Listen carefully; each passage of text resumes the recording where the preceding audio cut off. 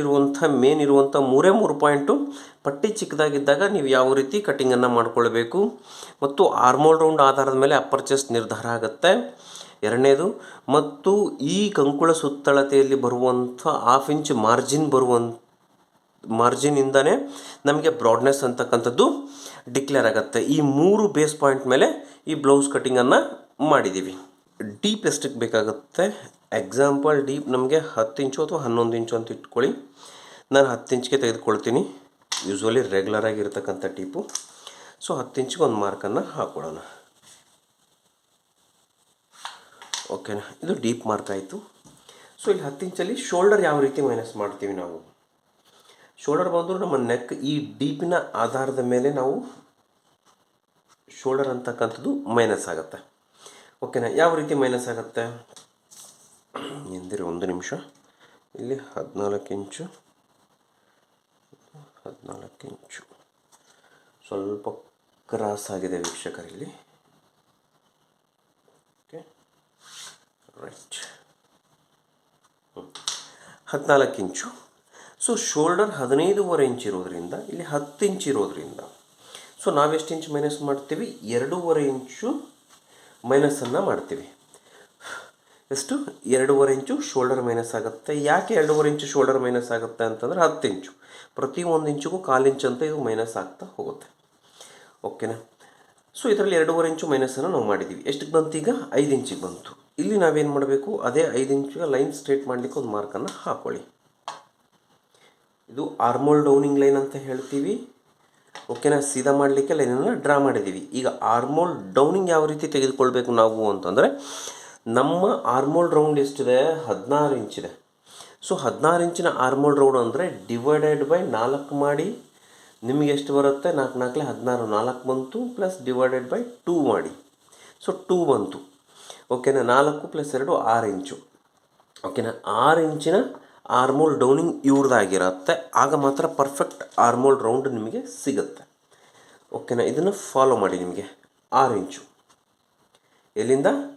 Stitching margin ಲೈನಿಂದ 6 ಇಂಚಿಗೆ ಒಂದು ಮಾರ್ಕನ್ನು ಮಾಡ್ಕೊಳ್ಳಿ. ಅದೇ ಲೈನನ್ನು ಸೀದಾ ಮಾಡ್ಕೊಳ್ಳಿ ಎಲ್ ಶೇಪ್ ಸ್ಕೇಲಿಂದ. ಓಕೆನಾ, ಇದು ನಮಗೆ ಅಪ್ಪರ್ ಚೆಸ್ಟ್ ಲೈನಾಗಿ ಕನ್ವರ್ಟ್ ಆಯಿತು. ಯಾವ ಲೈನು? ಅಪ್ಪರ್ ಚೆಸ್ಟ್ ಲೈನ್ ಆಯಿತು. ಈಗ ನಮಗೆ ಶೋಲ್ಡರ್ ಪಟ್ಟಿ ಎಷ್ಟು ಬೇಕಂತಿದ್ದಾರೆ? ಇಲ್ಲಿ ಇನ್ನೊಂದು ಸ್ಟಿಚಿಂಗ್ ಮಾರ್ಜಿನ್ನ ಬಿಟ್ಟಿಲ್ಲ. ಯಾಕೆ ಬಿಟ್ಟಿಲ್ಲ ಸ್ಟಿಚಿಂಗ್ ಮಾರ್ಜಿನ್ನ ಅಂತಂದರೆ, ಶೋಲ್ಡರ್ ಡ್ರಾಪ್ ಆಗುವಂಥ ಚಾನ್ಸಸ್ ಇರುತ್ತೆ. ಸೊ ಮುಂದೆ ನಿಮಗೆ ತೋರಿಸ್ತೀನಿ ಯಾಕೆ ಬಿಟ್ಟಿಲ್ಲ ಅಂತಕ್ಕಂಥದ್ದು. ಈಗ ನೋಡಿ, 5 ಇಂಚಸ್ಗೆ ನಾವೇನು ಮಾಡಬೇಕು ಅಂತಂದರೆ, ನಮಗೆ ಶೋಲ್ಡರ್ ಪಟ್ಟಿ ಎಷ್ಟಕ್ಕೆ ಬೇಕು? 1/2 ಇಂಚ್ ಸ್ಟಿಚಿಂಗ್ ಮಾರ್ಜಿನ್ನು, 1.5 ಇಂಚೇ ಶೋಲ್ಡರ್ ಪಟ್ಟಿ ಬೇಕು ಅಂತ ಇಟ್ಕೊಳ್ಳಿ. 1.5 ಇಂಚಿಗೆ ಮಾರ್ಕ್ ಹಾಕ್ಕೊಳ್ಳಿ. 1/2 ಇಂಚು 1.5 ಇಂಚ್ ಬೇಕಂದರೆ 1.5 ಇಂಚ್ ಇಲ್ಲಿಗೆ ಬರುತ್ತೆ. ಇದು 1/2 ಇಂಚು ಸ್ಟಿಚಿಂಗ್ ಮಾರ್ಜಿನ್. ಓಕೆನಾ, ಇದು 1/2 ಇಂಚು ಸ್ಟಿಚಿಂಗ್ ಮಾರ್ಜಿನು, ಇದು 1/2 ಇಂಚು ಸ್ಟಿಚಿಂಗ್ ಮಾರ್ಜಿನು. ಓಕೆನಾ, ಇದಾದ ನಂತರ ನಮಗೆ ಬಂದಿರತಕ್ಕಂಥದ್ದು ಎಷ್ಟು ಬಂದಿದೆ? 2.5 ಇಂಚು ಇಲ್ಲಿ ಬಂದಿದೆ. ಇಲ್ಲಿ ಟೋಟಲ್ ಎಷ್ಟು? 2.5 ಇಂಚು, ಇಲ್ಲಿ 2.5 ಇಂಚು. ಓಕೆನಾ, ಇಲ್ಲಿ ಬ್ರಾಡ್ನೆಸ್ ನಾವು ಎಷ್ಟು ಕೊಡಬೇಕು ಈಗ ಅಂತಂದರೆ, ನೋಡಿ ಇಲ್ಲಿ 2.5 ಇಂಚು ಬಂದಿದೆ. ಇಲ್ಲಿ ನಾವೆಷ್ಟು ಕೊಡಬೇಕು ಇಲ್ಲಿ ಅಂತಂದರೆ, ಇಲ್ಲಿ 1/2 ಇಂಚ್ ಒಳಗಡೆ ಹೋಗಬೇಕಾಗತ್ತೆ. ಇಲ್ಲಿ 1/2 ಇಂಚ್ ಒಳಗಡೆ ಹೋದ್ರೇ ನಮಗೆ ಪರ್ಫೆಕ್ಟಾಗಿರುವಂಥ ಆರ್ಮೋಲ್ ರೌಂಡ್ ಆಗಿರಲಿ ಮತ್ತು ಇದಾಗಿರಲಿ ಕರೆಕ್ಟಾಗಿ ಸಿಗುತ್ತೆ. ಈಗ ಬ್ರಾಡ್ನೆಸ್ ಯಾವ್ದಾದ ಮೇಲೆ ಕೊಡಬೇಕು ಅಂದರೆ, ಇಲ್ಲಿ 2.5 ಇಂಚು ಅಲ್ವಾ, ಇಲ್ಲಿ ಕೂಡ 2.5 ಇಂಚೇ ನಮಗೆ ಬರಬೇಕು. ಅದಕ್ಕಿಂತ ಜಾಸ್ತಿ ಬರಬಾರ್ದು. ಇದು ಸೇಮ್ ಬರಲೇಬೇಕು. ಸೊ ಈಗ ಏನು ಮಾಡಬೇಕು ನಾವು ಅಂತಂದರೆ, ಈ ಪಾಯಿಂಟನ್ನ ಕಲಿಸ್ಕೊಂಡ್ರೆ ಬ್ರಾಡ್ನೆಸ್ ಆಟೋಮೆಟಿಕ್ ನಿಮಗೆ ಸಿಗುತ್ತೆ. ಈ ಪಾಯಿಂಟ್ನ ಕಲಿಸ್ಕೊಂಡ್ರೆ ಇದು ಬ್ರಾಡ್ನೆಸ್ ಅಂತಕ್ಕಂಥದ್ದು ಕರೆಕ್ಟಾಗಿ ಸಿಗುತ್ತೆ. ನಿಮಗೆ ಬ್ಲೌಸ್ ಈ ರೀತಿ ಫ್ಲೋ ಆದಾಗ ಪರ್ಫೆಕ್ಟಾಗಿ ಪ್ಯಾರಲಲ್ ಇರುವಂಥ ಶೇಪ್ ನಿಮಗೆ ಸಿಕ್ಕಿಬಿಡತ್ತೆ. ಈಗ ನೋಡಿ, ನಿಮಗೆ ರೌಂಡ್ ಶೇಪನ್ನು ಕರೆಕ್ಟಾಗಿ ಕೊಡಿ. ಇಲ್ಲಿಂದ ಯು ಶೇಪ್ ಅಂತಕ್ಕಂಥದ್ದು ಕರೆಕ್ಟಾಗಿ ಕುತ್ಕೊಳ್ಳುತ್ತೆ. ಓಕೆನಾ, ನೋಡಿ ಪರ್ಫೆಕ್ಟಾಗಿರುವಂಥ ಶೇಪ್ ಕುತ್ಕೊಳ್ತು ಮತ್ತು ಇಲ್ಲಿಂದ ಪಟ್ಟಿ ಸೇಮ್ ಆಗಿ ಬರೋದ್ರಿಂದ ನಿಮಗೆ ಎಲ್ಲೂ ಈ ಏರಿಯಾದಲ್ಲಿ ಓಪನ್ ಅಪ್ ಆಗಲ್ಲ. ಇದು ಯಾಕೆ ಒಳಗಡೆ ತೊಗೊಳ್ಬೇಕು ನಾವು ಅಂತಂದರೆ, ಈಗ ನೋಡಿ ಇಷ್ಟೊಂದು ಓಪನ್ ಆಗುತ್ತೆ, ಇಲ್ಲಿ ನಾವು ಬ್ಲೌಸನ್ನು ಕುತ್ಕೊಂಡಾಗ ಈ ಏರಿಯಾ ಓಪನ್ ಆಗುತ್ತೆ. ಸೊ ಓಪನ್ ಅಪ್ ಆಗಬಾರ್ದು ಅಂದರೆ ನಾವು 1/2 ಇಂಚನ್ನು ಒಳಗಡೆ ತೆಗೆದುಕೊಳ್ಬೇಕು. ಇನ್ನು ಅಪ್ಪರ್ ಚೆಸ್ಟ್ ಮೆಜರ್ಮೆಂಟ್ ಯಾವ ರೀತಿ ತೆಗೆದುಕೊಳ್ಬೇಕು ಅಂತಂದರೆ, ಇಲ್ಲಿ ನಾವೇನು ಮಾಡಬೇಕು, 1 ಇಂಚ್ ಬಿಟ್ಟುಬಿಟ್ಟು 1 ಇಂಚ್ ಬಿಡಬೇಕು. ಇಲ್ಲಿ ಡಿವೈಡ್ ಮಾಡಿದಾಗ 2 ಇಂಚ್ ಬಂದಿದ್ದಲ್ಲ, ಇದರಲ್ಲಿ ಅರ್ಧನೇ ಇಲ್ಲಿ ಇಟ್ಕೊಳ್ಬೇಕು, ಜಾಸ್ತಿ ಇಟ್ಕೊಳ್ಬಾರ್ದು. ಓಕೆನಾ? 1 ಇಂಚಿಗೆ ಒಂದು ಮಾರ್ಕ್ ಮಾಡ್ಕೊಳ್ಳಿ. ಮಾರ್ಕ್ ಮಾಡಿಕೊಂಡು ಕರ್ವ್ ಶೇಪ್ ಸ್ಕೇಲಿಂದ ಕರೆಕ್ಟ್ ಆ 1 ಇಂಚು ಪ್ಲಸ್ ಈ ಬಾರ್ಡರ್ ಆ ಬಾರ್ಡರ್ ಇಲ್ಲಿ ಮತ್ತು ಇಲ್ಲಿ ಕರೆಕ್ಟ್ ಕಲಿಯೋ ರೀತಿಯಲ್ಲಿ ಈ ಪಾಯಿಂಟ್ ಔಟ್ನ ಇಟ್ಕೊಂಡು ನಾವು ಶೇಪನ್ನು ಕೊಡಬೇಕು. ಓಕೆನಾ? ಇದು ಶೇಪ್ ಕೊಟ್ಟಾದಮೇಲೆ ನಮಗೆ ಆರ್ಮೋಲ್ ರೌಂಡ್ 16 ಇಂಚ್ ಇದೆ ಅಂತಂದರೆ 8 ಇಂಚಿಗೆ ಕೌಂಟ್ ಮಾಡ್ಕೊಳ್ಬೇಕು. ಎಲ್ಲಿಂದ? ಸ್ಟಿಚಿಂಗ್ ಮಾರ್ಜಿನ್ ಲೈನಿಂದ ಕೌಂಟ್ ಮಾಡ್ಕೊಳ್ಬೇಕು. ಎಲ್ಲಿಗೆ ಬರುತ್ತೆ? ಇಲ್ಲಿಗೆ ಬಂತು. ಸೊ ಇಲ್ಲಿಗೆ ಏನು ಮಾಡಬೇಕು, ನಾವು ಒಂದು ಮಾರ್ಕನ್ನು ಹಾಕೋಬೇಕು. ಓಕೆನಾ? ಇಲ್ಲಿಗೆ ಮಾರ್ಕ್ ಹಾಕೊಂಡ ತಕ್ಷಣ ಚೆಕ್ ಮಾಡ್ಕೊಳ್ಳಿ. ನಿಮಗೆ 36 ಅಪ್ಪರ್ ಚೆಸ್ಟ್ ಇದೆ ಅಂತಂದರೆ 8.25 ಇಂಚು ಬರ್ತಾ ಇದೆ. ಓಕೆನಾ? ಸೊ ಇದು ನಮಗೆ ಬ್ಯಾಕಲ್ಲಿ ಅಪ್ಪರ್ ಚೆಸ್ಟ್ ಮ್ಯಾಟರ್ ಆಗೋದಿಲ್ಲ. ಬ್ಯಾಕಲ್ಲಿ ನಮಗೆ ಆರ್ಮೋಲ್ ರೌಂಡ್ ಶೇಪಿಂದನೇ ಕಟ್ಟಿಂಗನ್ನು ಮಾಡಿಕೊಂಡ್ರೆ ಪರ್ಫೆಕ್ಟಾಗಿ ಬರುತ್ತೆ. ಇದನ್ನೊಂದು ತಲೆಯಲ್ಲಿ ಇಟ್ಕೊಳ್ಳಿ ನೀವು.